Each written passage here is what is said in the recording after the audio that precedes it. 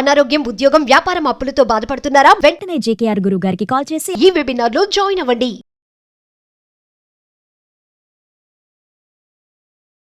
Hi hello నమస్తే, welcome back to Suman TV.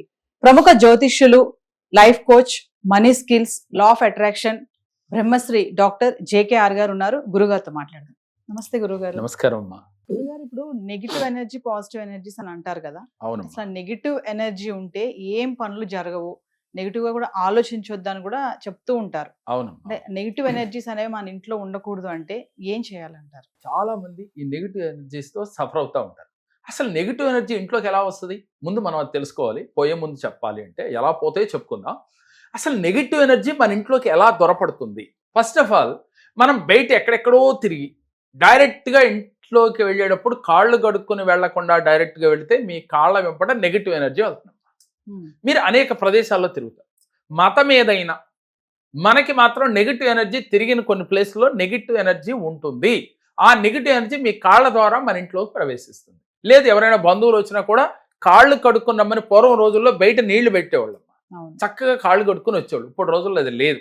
అంటే అలాంటి అవకాశాలు కూడా కోల్పోతూ ఉన్నాం ఇప్పుడు కల్చర్ ప్రకారం, అపార్ట్మెంట్ కల్చర్ వచ్చినాక. అలా చేయటం పోవటం వల్ల నెగిటివ్ ఎనర్జీ వస్తుంది. ఇంకో రకంగా ఎలా వస్తుందంటే ప్రతినిత్యం భార్యని భర్త, భర్తన భార్య తిట్టుకోవడం, కొట్టుకోవడం ఏ ఇంట్లో ఉంటుందో ఆ ఇంట్లో నెగిటివ్ ఎనర్జీతో నిండిపోయి ఉంటుంది.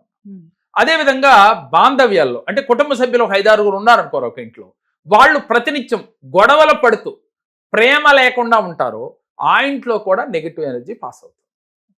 ఎవరైతే ప్రతినిత్యం పిల్లల్ని తిడుతూ కొడుతూ ఉంటారో ఆ ఇంట్లో కూడా నెగిటివ్ ఎనర్జీ ఉంటుంది. ముఖ్యంగా ఇంకో విషయం తెలుసుకోవాల్సింది ఏంటంటే ఈ నెగిటివ్ ఎనర్జీ ఎక్కడ ఉంటుందంటే మనకి పనికిరాని వస్తువుల్ని ఎదుటి వాడికి పనికొస్తే అది దానంగా ఇవ్వండి, సహాయంగా ఇవ్వండి, ఇచ్చేయాలి. ఇవ్వకుండా మనం ఎప్పుడో అప్పుడు ఉపయోగపడుతుందిలే అని చెప్పి ఎలిసిపైనో లేకపోతే పైన ఉన్న కబోర్డ్స్లోనో ఎక్కడైనా అలమారల్లోనో మనం చక్కగా భద్రపరిచి పెడతాం.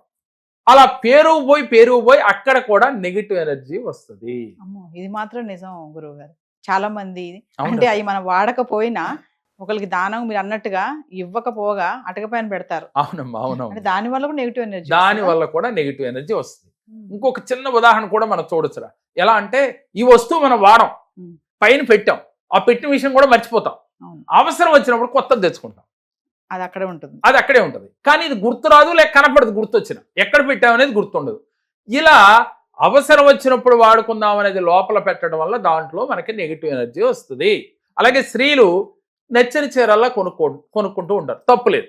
కానీ పనికిరాని వాడని చీరలు లోపల పెట్టి భద్రపరుస్తారు. ఎందుకు? ఎప్పటికప్పుడు వాడుకుందాంలే అని. అది కూడా తప్పే. ఎప్పుడూ కూడా వాడని వస్తువు ఏదైనా, చీర కావచ్చు, వస్తువులు కావచ్చు, ఏదైనా, అలాగే పురుషులైతే బట్టలు అయినప్పటికీ వీరు వాడని వస్తువుల్ని ఎదుటి వాడికి ఉపయోగపడతాయి కాబట్టి వాళ్ళకి ఇవ్వాలి. లేదు అంటే ఇవి తీసుకెళ్ళి ఎక్కడ దూరంగా పడేయాలి. ఇలా చేస్తే ఇంట్లో నెగిటివ్ ఎనర్జీ లేకుండా ఉంటుంది.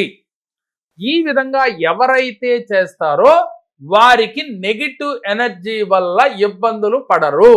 అలాగే ఈ నెగిటివ్ ఎనర్జీ ఉన్నప్పుడమ్మా ఇంట్లో ఏదో ఒక అనారోగ్యం, పిల్లలకు, భర్తకు, భార్యకు, కుటుంబ సభ్యులు ఎవరికోళ్ళకి, లేదు అంటే బద్ధకం, లేక ప్రతినిత్యం ఆవలింతలు, చిరాకు, ఇరిటేషను, ఇలా తెలియకుండా ఇరిటేట్ అవుతూ ఉంటారు.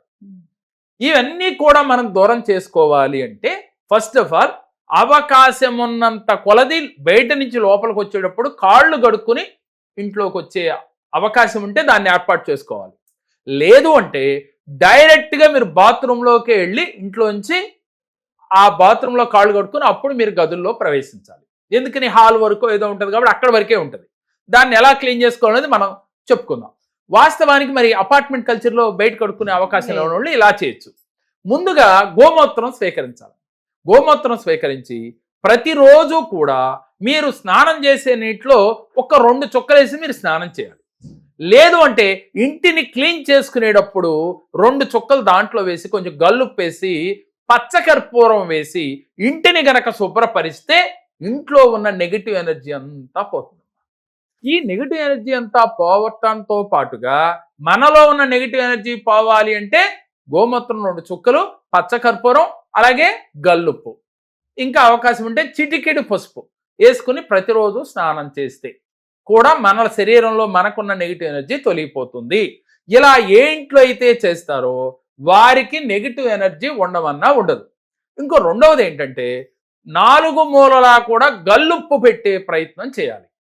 ఈశాన్య మూల రాగి చెంబులో నీళ్లు పోసి దాంట్లో కొంచెం పువ్వు పెట్టి ఫ్లవర్ ఏదన్నా వేసి ఈశ్వరుడికి ప్రతిరూపము, ఈశాన్యంలో ఈశ్వరుడు కొలువై ఉంటాడు కాబట్టి గంగాదేవిని రాగి చెంబులు అంటే నీరును పోసి ఒక పువ్వు వేసి పసుపు కుంకుమ వేసి పెట్టాలమ్మా. ఏ ఇంట్లో అయితే ఈశాన్యంలో రాగి చెంబులో నీళ్లు పెడతారో మీకు తెలియకుండా పంచభూతాలలో ఒకటైన నీరు యొక్క అనుగ్రహం మనకు కలిగి ఆ ఇంట్లో ఉన్న వారందరూ మనశ్శాంతిగా ఉంటారు. అందుకని మనకి వాస్తురీత్యా కూడా ఈశాన్యం మూల మనం వాటర్ సంపులు తవ్వుతాం. ఎందుకని అక్కడ నీరు ఉంటే మంచిది, ఈశాన్యంలో ఆ ఇంటికి వాస్తు బలం చేకూరుతుంది అని. అందుకని రాయి చెంబులో నీళ్లు పెట్టాలి. అలాగే నైరుతి మూల గల్లుప్పు వేసి ఒక బౌల్లో మీరు నైరుతి మూల కూడా పెట్టాలి. ఇలా ఈశాన్యం నైరుతి మూల కూడా పెడతారు గల్లుప్పు, ఈశాన్యంలో వాటర్ పెడతారు, ఆ ఇంట్లో ఉన్న నెగిటివ్ ఎనర్జీ అంతా తొలగిపోతుంది. ముందుగా మీ ఇంట్లో ఉన్న వాడని వస్తువుల్ని ముందు తీసేయాలి. నెలకొక్కసారి, కుదిరితే అమావాస్య రోజు, లేదనుకుంటే ఏదో ఒక రోజు బుధవారం కావచ్చు, ఇలా శనివారం కావచ్చు, మీరు ఇంటిని శుభ్రపరచుకోవాలి. ఇంట్లో బూజు అనేది లేకుండా చూసుకోవాలి. ఎక్కువగా చీమలు అలాగే పురుగులు ఎక్కువగా వస్తూ ఉంటే ఎప్పుడు రాకుండా చూసుకోవాలి. నెగిటివ్ ఎనర్జీ ఉన్నప్పుడు ఎన్ని ఉంటాయిరా. ఎప్పుడు కూడా ఇల్లు కళకళలాడుతూ ఉండాలి, నీట్గా ఉంచుకోవాలి. ఇలా ఏ ఇల్లు అయితే ఉంటుందో నెగిటివ్ ఎనర్జీ ఆ ఇంట్లో ఉండదు, ఆ ఇంట్లో ఉన్న మనుషులకి ఉండదు. వాళ్ళ ఆలోచనలు పాజిటివ్గా ఉంటాయి. ఏది చేసినా మైండ్ పెట్టి చేయగలుగుతారు. దీంతో పాటుగా ప్రతిరోజు ధ్యానం చేయాలి, మెడిటేషన్ చేయాలి. ఇవి ఆచరిస్తే నెగిటివ్ ఎనర్జీ మీరు బయటికి వెళ్ళినప్పుడు కూడా మిమ్మల్ని ఇబ్బంది పెట్టకుండా, మీరు చేసే పనులకి ఎటువంటి ఆటంకాలు లేకుండా, కోపము, ఈర్ష, ద్వేషము ఇవి కలగకుండా ఉంటాయి. అవి కలగకూడదు అంటే ముందు మీ ఇంటిని మీరు శుభ్రపరచుకోండి. తర్వాత మీలో ఉన్న నెగిటివ్ ఎనర్జీని తీసుకుని ఈ విధంగా మీరు పాజిటివ్ దృక్పథంతో ముందుకు వెళుతుంటే జీవితంలో మీరు ఈజీగా మీరు కోరుకున్న గోల్స్ని రీచ్ అవ్వగలుగుతారు. అందరు కాకపోయినా మీరు అన్నట్టుగా చాలా మంది ఇంట్లోనే అంత నెగిటివిటీ పెట్టుకొని బయట నుంచి వస్తుంది నెగిటివ్ అని అనుకుంటారమ్మా. వాస్తవంగా మనం ఇది చేసుకుంటే బయట నుంచి వచ్చే నెగిటివ్ చాలా తక్కువ తల్లి, మన ఇంట్లో ఉన్నదే ఎక్కువ. ఇది అందరూ గ్రహించాలి. ఎప్పుడు వంటగది కానీ డైనింగ్ టేబుల్ కానీ నీట్గా ఉంచుకోవాలమ్మా.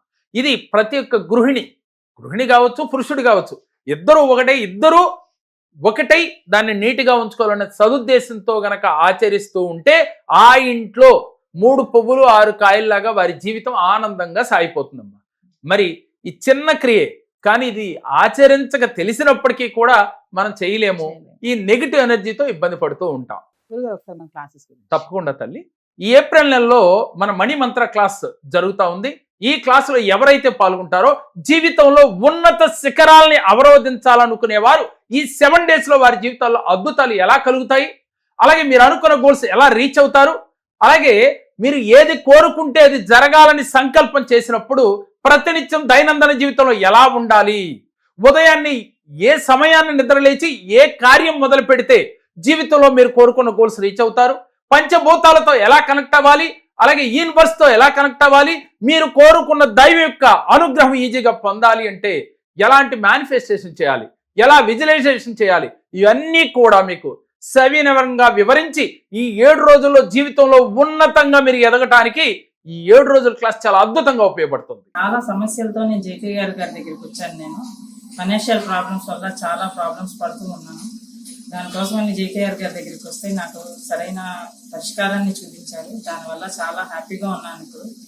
సో ఏప్రిల్లో జరగబోయే గురువుగారి ఆన్లైన్ క్లాసెస్కి, మనీ మంత్ర క్లాసెస్కి మీరు ఎన్రోల్ చేసుకోవాలనుకుంటే కింద కనిపిస్తున్న నెంబర్కి కాల్ చేస్తే మా టీం మీకు అందుబాటులో ఉంటుంది. నమస్తే గురుగారు. నమస్తే అమ్మా.